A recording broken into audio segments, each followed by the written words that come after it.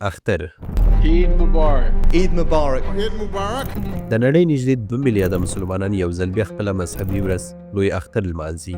الله أكبر ولله الحمد الله أكبر كبيرا. په دې ورځ د نړۍ په 50 اسلامي هیوادونو کې ښوونځي، محکمې، سوداګریز مرکزونه او ډېرې نوره ادارې به وتړلی شي. د نړۍ نمتو مشران به یو بل ته د لوی اختر مبارکي ووایي او ترڅنګ یې ډېر ستر نړیوال شرکتونه به هم د دې ورځې له برکته اغېزمن شي. خو دا هر څه ولې د دې تر شا څه راز دی؟ دا هر څه د یو ستر شخص له کبله دي چې نام یې و ابراهیم علیه السلام. نږدې 4,000 کاله مخکې دغه ستر تاریخ جوړ کړ. ابراهیم علیه السلام د عراق د اور په نام یو ښار کې پیدا شوی و. دا کم عادي ښار نه و، بلکې دا د هغه وخت له ډېرو مهمه او قوي ښارونو څخه و. دا ښار دومره پرمختللی و چې نږدې 4,000 کاله وروسته هم هلته یو پخوانی بتخانه موجوده ده چې خلک ورته زیګورفت اور وایي.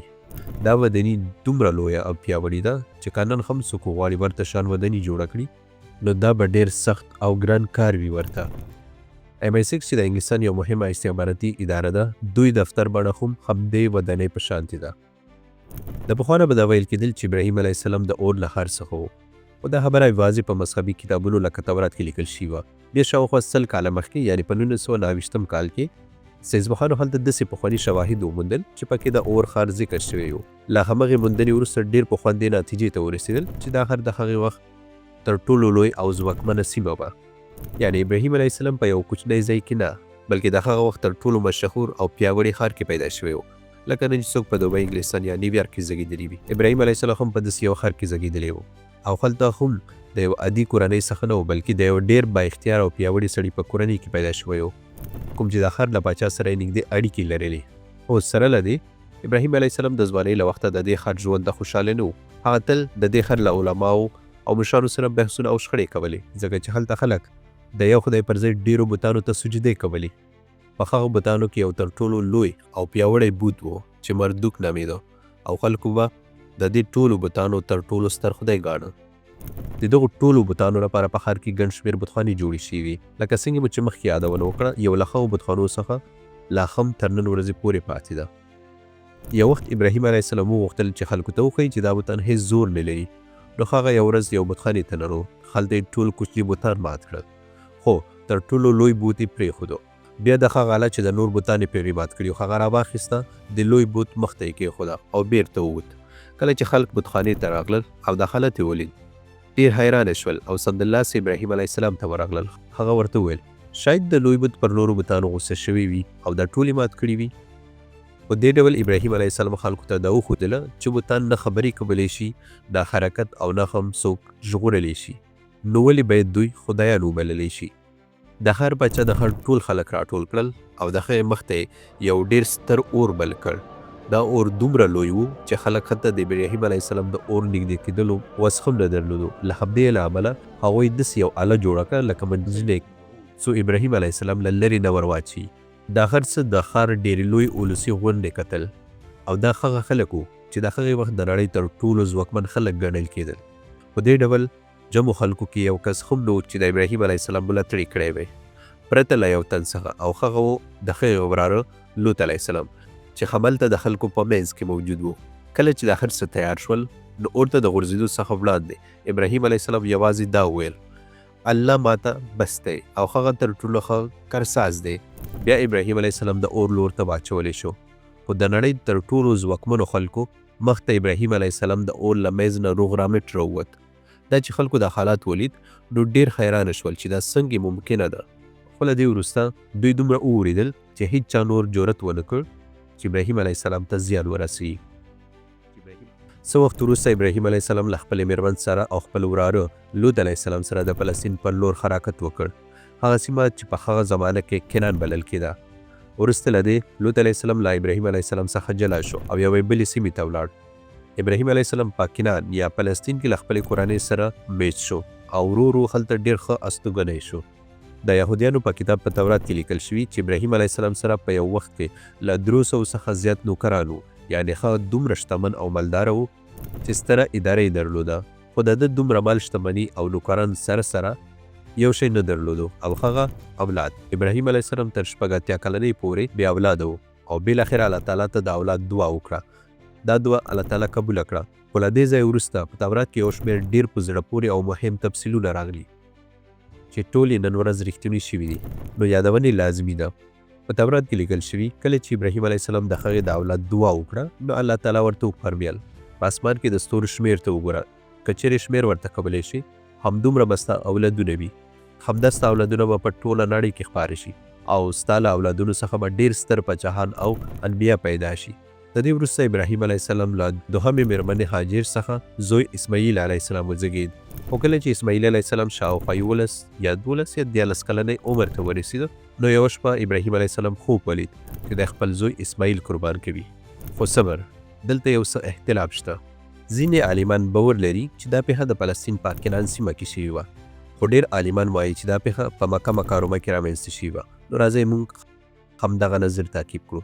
په یهودیانو روایتونو کې لیکل شوي چې کله اسماعیل علیه السلام وزېږېد، نو ابراهیم علیه السلام له خپلې لومړۍ مېرمنې ساره څخه لږ پام واړو او ډېره پاملرنه یې هاجر او د ښې زوی اسماعیل ته واړوه. د همدې له امله د ساره په زړه کې د هاجر او اسماعیل لپاره یو څه حسد پیدا شو. خو قرآن کریم موږ ته دا وایي چې دا ټول کارونه ابراهیم علیه السلام د الله تعالی د حکم له مخې کړي وو. ابراهیم علیه السلام خپلې مېرمنې هاجر او زوی اسماعیل واخیستل او د فران دښتې پر لور روان شول. د نن ورځې یهودیان هم باور لري چې دا سیمه فران د عربستان مکه ده. خلک دا ګڼي چې د فلسطین او مکې ترمنځ شاوخوا 1400 کیلومتره فاصله ده. یعنی که ابراهیم علیه السلام دا مزل پلی کړی وي، نو نږدې یو میاشت به یې نیولې وي. خو که د اوښ او یا اس له لارې تللی وي، نو شاوخوا 18 یا 18 ورځې به یې نیولي وي. ابراهیم علیه السلام خپلې مېرمن هاجر او زوی اسماعیل د فران په دښته کې یو بې اوبه، ویجاړ او شاړې سیمې ته راوستل او هلته یې پرېښودل. بیا بیرته د فلسطین خواته روان شو. هاجر 2 ځله ترې وپوښتل آیا ته موږ دلته یوازې پرېږدې؟ خو ابراهیم علیه السلام ځواب ورنه کړ. کله چې دریم ځل وپوښتل آیا دا د الله تعالی له لورې امر دی؟ نو ابراهیم علیه السلام شاته وکتل او ویې ویل هو، او بیا له همغې ځایه روان شو. د لنډ وخت وروسته د هاجر او اسماعیل سره ټولې اوبه خلاصې شوې وې. اسماعیل علیه السلام یو کوچنی ماشوم او د تندې له امله یې وضعیت ډېر خراب شو. کله چې مور دا حالات ولید، نو ویرېدله او وارخطا شوه او د مرستې موندلو هڅه یې وکړه. هغه لومړی نږدې صفا غونډۍ ته وخته او هلته یې هېڅوک ونه لیدل. بیا بیرته راکوزه شوه او مروه غونډۍ ته وخته. هغې دا عمل 7 ځله وکړل. د صفا او مروه ترمنځ یې منډې ووهلې، شاته مخته. الله تعالی چې کله دا هر څه ولیدل، د یو مور مینه، اندېښنه او قرباني دومره خوښه شوه چې همدا واقعه له برکته نن له 4,000 کلونو وروسته هم له ټولې نړۍ څخه میلیونونه خلک د صفا او مروه ترمنځ همداسې 7 ځله تګ راتګ کوي، هماسې لکه هاجر چې کړی و. کله چې هاجر خپل 7 چکرونه بشپړ کړل، نو ویې لیدل چې هلته چې اسماعیل علیه السلام پروت دی، له همغې ځمکې لاندې ناڅاپه اوبه راووتلې. هغه ژر ژر منډه کړې چې اوبه را جمع کړي، خو اوبه دومره تیزې روانې وې چې هغې بیا وویل زمزم زمزم، یعنې ودره ودره. همدلته ښه اوبه راووتلې چې نن ټول مسلمانان چې د زمزم اوبه بولي. تر دې ځایه نو ډېر خلک دا کیسه خبرې کوي، خو وروسته څه وشول؟ هاجر او اسماعیل په همغه ځای مکه کې پاتې شول. یو ورځ د یمن د یو قابله چې نام یې جرهم و، د شام خواته روانه وه. په عادت ډول د یمن او شام ترمنځ کوم خلک چې تلل، هغوی به هېڅکله د مکې له لورې نه تېرېدل، ځکه چې دا سیمه شاړه او وچه وه. خو دا ځل کله چې دا قابله د مکې خواته راغله، نو ویې لیدل چې یو ډول مرغه د اسمان پر سر چولیږي. هغه داسې مرغان وو چې یوازې د اوبو پر ځایونو باندې ګرځېدل. دغې قابلې دا مرغان تعقیب کړل او بالاخره د هاجر او اسماعیل ځای ته ورسېدل. کله چې هغوی د دومره پاکې اوبه ولیدې، نو حیران پاتې شول. د دوی لپاره د حیرانوونکي وه چې په داسې یو وچه دښته سیمه کې دا ډول اوبه وي، نو هملته یې پرېکړه وکړه چې همدغه ځای د اوسېدو لپاره غوره کړي. د دې قابلې خلک لومړی خلک شول چې د مکې په سیمه کې بیت شول، او ورو ورو نور خلک هم په همدې سیمه کې یعنې مکه کې راټول شول، او ډېر ژر دغه ځای د یمن او شام ترمنځ یو ډېر مهم ښار بدل شو. مکه د کروندونو لپاره د تېرېدو یو اصلي لاره شوه. په همدې وخت کې ابراهیم علیه السلام به کله ناکله له فلسطین نه مکې ته راته او بیرته به تله.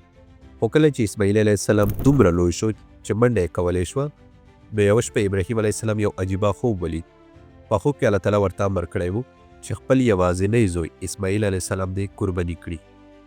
دلته نو بیا یو څه ګډوډي لیدل کیږي. په یهودیانو کتاب تورات کې لیکل شوي چې الله تعالی ابراهیم ته امر وکړ چې خپل بل زوی یعنی اسحاق علیه السلام دې قرباني کړي. نه اسماعیل علیه السلام. خو د اسلام په روایاتو کې دا خبره بل ډول ده. مسلمان عالمان وایي چې دا امر د اسماعیل علیه السلام په اړه و او هغې ته د قربانۍ امر ورکړی شوی و. دا اختلاف تر ننه هم د یهودیانو او اسلامي روایاتو ترمنځ موجود ده. خو د اسلامي تاریخ له مخې دا پیښه د اسماعیل علیه السلام سره شوې وه او دغه واقعه د قربانۍ د اختر بنسټ شو. نو یو ورځ ابراهیم علیه السلام فلسطین څخه مکې ته راغی او خپل هغه زوی ته چې د ډیرو دعاو په نتیجه کې الله تعالی ورکړی و، یعنی اسماعیل علیه السلام، د الله تعالی امر یې ورته بیان کړ. د اسماعیل علیه السلام وویل پلاره ته همغسې وکړه لکه څنګه چې تا ته حکم شوی دی. نو ابراهیم علیه السلام هغه له ځان سره بوتلو او کله چې ابراهیم علیه السلام خپل زوی اسماعیل علیه السلام د قربانۍ لپاره ښکته کړ، نو له لارې په اوږدو کې شیطان هڅه وکړه چې دوی له دې کاره راوګرځوي. خو ابراهیم علیه السلام د خپل رب حکم ته وفادار پاتې شو او شیطان باندې کاڼي ګوزرونه وکړل او له لارې څخه یې وشاړه. ابراهیم علیه السلام دا کار نن هم د نړۍ په ګوټ ګوټ کې میلیونونه مسلمانان د حج په مراسمو کې ترسره کوي. کله چې دوی شیطان ته 3 ځایه کنکرې ویشتې همدغه پیښه یادوي. او کله چې ابراهیم علیه السلام غوښتل خپل زوی قرباني کړي، الله تعالی هغه عین وخت کې ودرولو او ورته ویل خپل زوی مه قرباني کوه، ما دا ازموینه بنده کړه، د زوی پر ځای یو میږه قرباني کړه. او الله تعالی دا خو وویل ستا د اطاعت دا قرباني موږ به د نسلونو لپاره یو ستر مثال وګرځو او دا به هر کال یادیږي. ابراهیم علیه السلام د الله تعالی وویل د دې قربانۍ غوښه په خپله هم وخوره او نور خلکو ته یې هم ورکړه. همدغه پیښې یاد ته چې نږدې 4,000 کاله وړاندې د یو پلار او زوی ترمنځ د مکې په یوه وړوکي کلي کې شوې وه. مسلمانان نن هم هر کال قربانۍ کوي. په قربانۍ کې 3 برخې کیږي، یو برخه د خپلې کورنۍ لپاره، بله برخه د خپلوانو لپاره او دریمه برخه د غریبانو لپاره ځانګړې کیږي. همدغه یو پیښه چې د ابراهیم علیه السلام لخوا ترسره شوې وه نن د نړۍ تر ټولو لوی مذهبي اقتصادي ایونټونو څخه ده. په دې ورځ د ملیونونو ډالرو اقتصاد خوځښت رامنځته کیږي. په افغانستان کې د لوی اختر پر مهال د اقتصادي فعالیتونو کچه د نورو اسلامي هیوادونو په پرتله کمه ده، خو بیا هم د قربانۍ خوراکي توکو، جمو او نورو اړوند خدماتو له امله د پام وړ اقتصادي خوځښت رامنځته کیږي. د شته معلوماتو له مخې که څه هم دقیقه شمېره نشته، خو اټکل کیږي چې د لوی اختر پر مهال په افغانستان کې د اقتصادي فعالیتونو ارزښت شاوخوا د 2 څخه واخله تر 3 میلیارده ډالرو پورې رسیږي.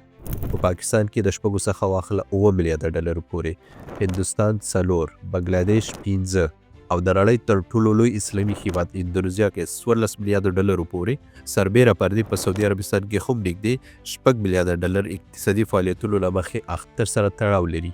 د ترکیې په ګډون د نړۍ په نورو هیوادونو کې هم د قربانۍ له برکته په میلیونونو ډالر کاروبار کیږي. د دې قربانۍ د پیښې ډیر کلونه وروسته ابراهیم علیه السلام یو ځل بیا له فلسطین څخه مکې ته راغی. دا ځل یې له خپل زوی اسماعیل سره یو ځای د الله تعالی عبادت لپاره یو کور جوړ کړ چې همغه کعبه ده. له دې وروسته ابراهیم علیه السلام بیرته فلسطین ته لاړ او هلته د څه مودې وروسته وفات شو. له اسماعیل علیه السلام وروسته ټول عرب به هر کال د حج لپاره مکې ته راتلل او هلته صفا او مروه غرونو ته به هم تلل. هغوی به قرباني هم کولې. خو کله چې 2500 کاله تیر شول نو خلکو خیره کړه چې دا ډول عبادتونه اصلا ولې کیږي. نو هغوی کعبه بیرته له همغو بتانو ډکه کړه لکه څنګه چې ابراهیم علیه السلام په زوکړه ښار اور کې وه. نو الله تعالی بیرته له دوی څخه یو نبي غوره کړ چې د ابراهیم علیه السلام په څېر کعبه کې ټول بتان مات کړل او عربو ته یې دا یادونه وکړه چې تاسو څوک یاست، تاسو پلار څوک و او ستاسو رب څوک دی. د دې وروسته ورو ورو ټول عرب د ابراهیم علیه السلام د دین خواته راوګرځېدل. نن چې 4,000 کاله پخوا کومه وچه او تشه دښته وه چې اسماعیل علیه السلام پکې پرېښودل شوی و، هغه نن یو ښار مرکز شوی دی. هغه ځای چې څښاک اوبه یې نه وي، نن میلیونونه خلک له هغې ځایه اوبه څښي او د هغې د قربانۍ دا پیښې ټولې نړۍ اقتصاد خوځوي. مننه. په اخره کې یو هیله درنه کومه دا چې زما د دغې لړۍ دغه لومړی ویډیو ده، نو کوم ځای کې تاسو تخکاري چې زه کوم بدلونونه راولم پکې یا یې طرز څه نه څه بدل کړم، نو کولی شئ ماته په کمنټ کې ولیکئ. یو ځل بیا هم مننه.